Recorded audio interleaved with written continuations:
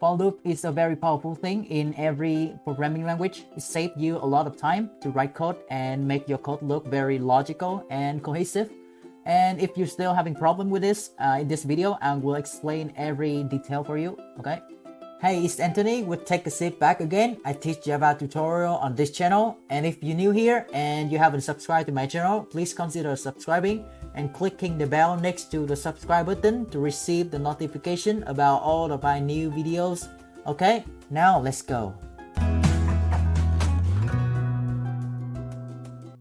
Let's just kick off today's tutorial by creating new Java project. So right click and select Java project. So in here, I'm gonna name it for loop, okay, and hit finish. So inside of soft folder, create a new class, and I'm gonna name it loop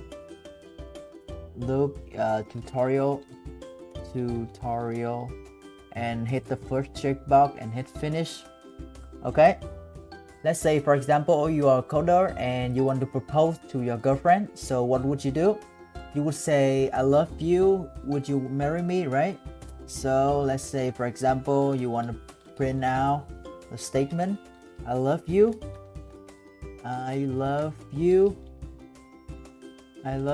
would you marry me, right? So here's the problem. If you want to print out this statement 5 times, what would you do? So you just copy this and paste that like 5 times. And if I run the code right now, so you will see here, I love you, would you marry me is printed in the console 5 times, right? So what if you want to say this statement like 10 times? So just copy like 10 times of this statement, right? So what if you want to print out this statement for 100 times? So would you just copy these and like copy for example 100 times like this and print out like this? You shouldn't be this, right? Because that is very inconvenient.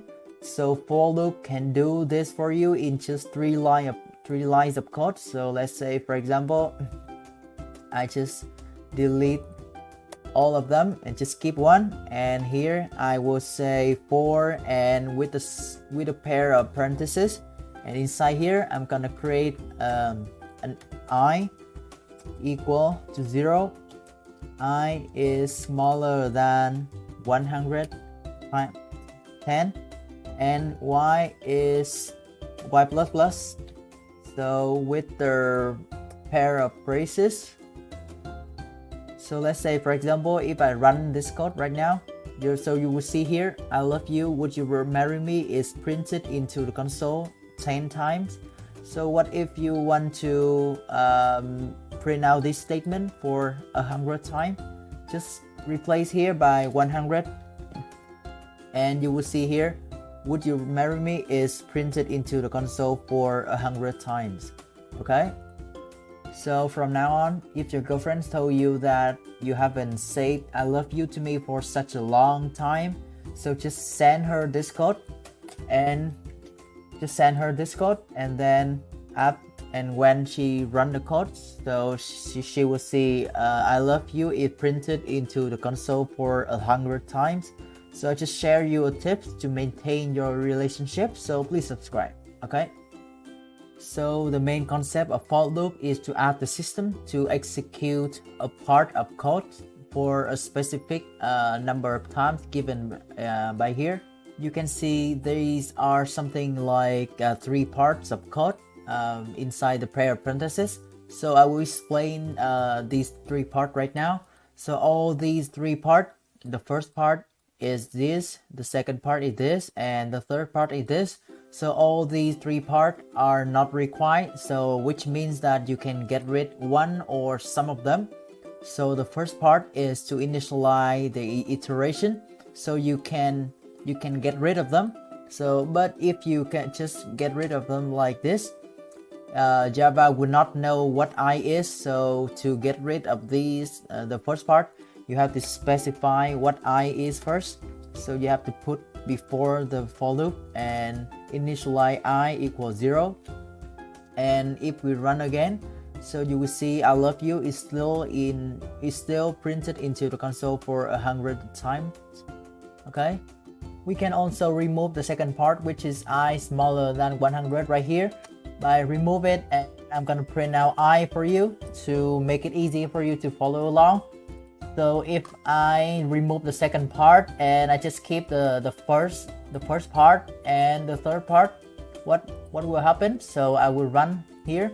So you will see the program is run forever. So you can see here it I become a very large number. So yeah, I want to terminate the program. So I click here.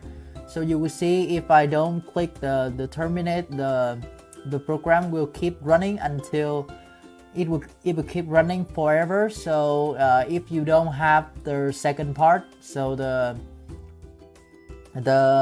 program will run forever. Okay, the last one right here, the term I++, it is equivalent to, so I'm I++.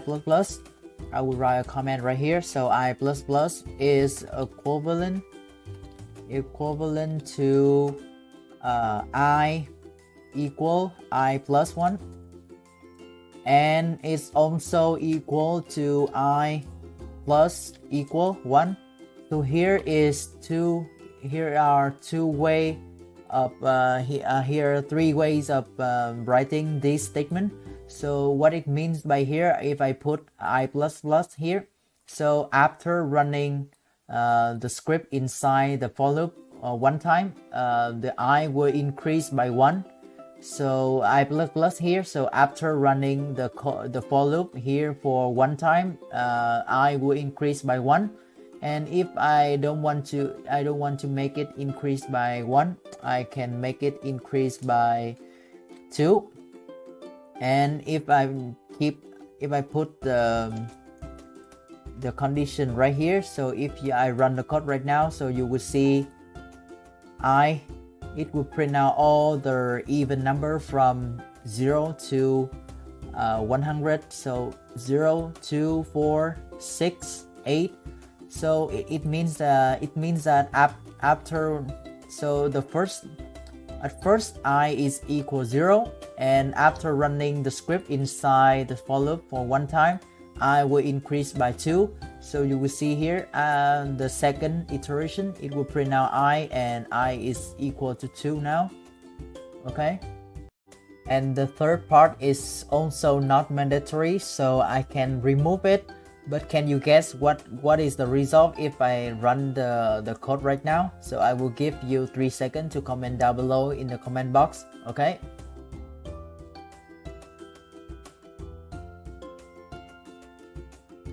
alright, time's up. So the answer is the system will print out the infinite number of 0.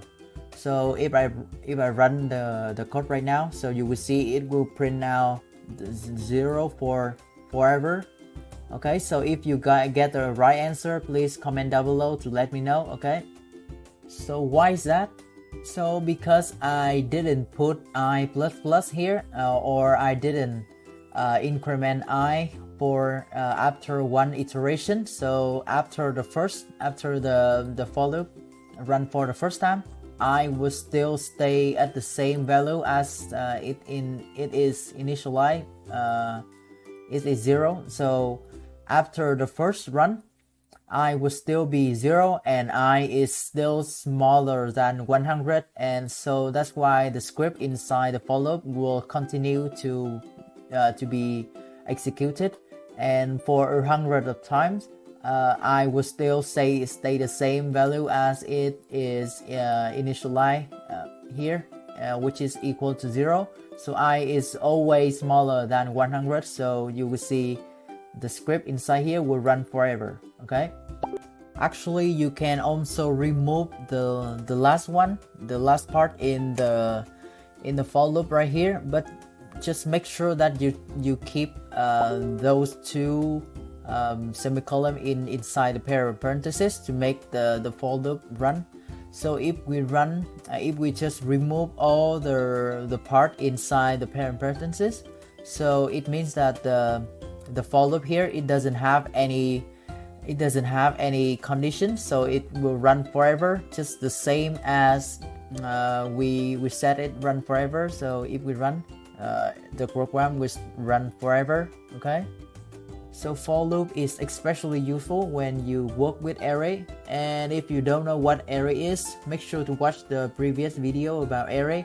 I will put the link to that video at the top right corner of this video and in the description, so make sure to have a look. Okay, let's just take the example from the previous tutorial about the game Plant vs Zombie. So I'm gonna create a string array, and I'm gonna call it zombie list, and I'm gonna initialize that to a bunch of zombie in here. So the first zombie we have is regular zombie, and the second one is cone head zombie. The third one is the bucket head zombie.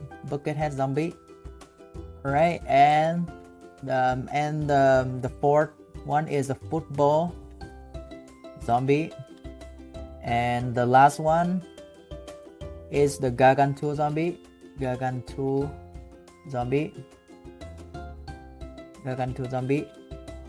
Okay, so what I will do is I'm gonna create another string. I'm gonna create another string array, and I'm gonna name it plants list, zombie list, and plant list. Okay, and here I'm gonna put pea shooter. We have pea shooter. We have double pea shooter.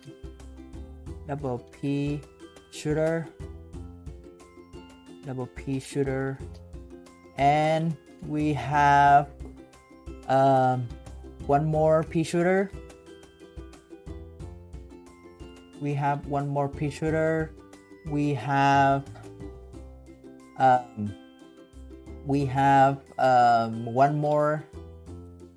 cherry bomb. We have a cherry bomb. Okay, and we have another cherry bomb. We have another cherry bomb. 1, 2, 3, 4, 5. Okay, so now I'm gonna create another array with type of int, and I'm gonna put that number of plants that we need to kill each zombie. Number of plants. So the regular zombie, we need 1 pea shooter. The cone head, we need 1 double pea shooter. And the bucket head zombie, we might need 2 double pea shooter. And for the football zombie, we just need 1 cherry bomb. And for the gargantua zombie, we need 2 for 1 gargantua zombie. So let's say, so right now I'm gonna print out our defense. So I'm gonna print out, okay, I'm gonna remove this line and put the int I equals 0 inside here, and I smaller than zombie dot list dot length, which is the length of zombie list. So the zombie list, it has like 1, 2, 3, 4, 5. So zombie list dot length, it means that this term right here, it has the value of 5, and I plus to iterate through each item in the zombie list. So now I'm gonna print out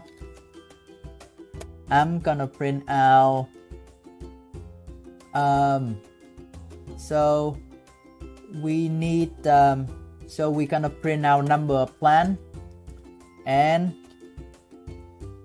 number of plant. So put the number of plant with the index I right here. Okay, and number of plants. Yeah, I'm missing one S right here. And I kind of print out plant list I here, and plus can kill, and I'm gonna put the zombie list right here.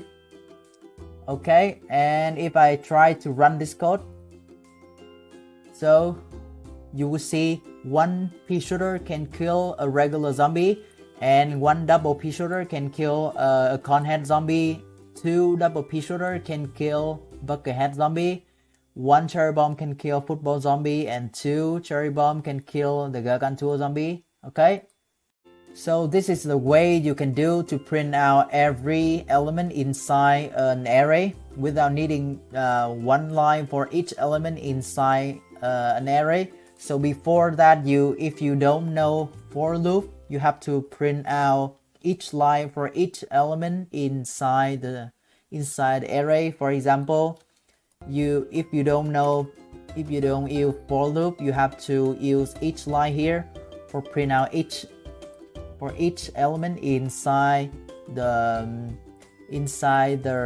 array. So you need five line for each element. So yeah, 2 here, 3, 4, and 2, 3, 4, 2, 3, 4. Yeah, so to print out all the element inside an array without needing the for loop, you have to use each line to print out each element inside the array. So what if the array it contains like 100 element inside the array? So that is you can use the for loop to print out every element inside that array without needing to write like bunch of ugly code like this. Okay, and if this tutorial is helpful, smash the like button and share if you think it can help someone you know. You could be anywhere in the world, but you are here today. I really appreciate that.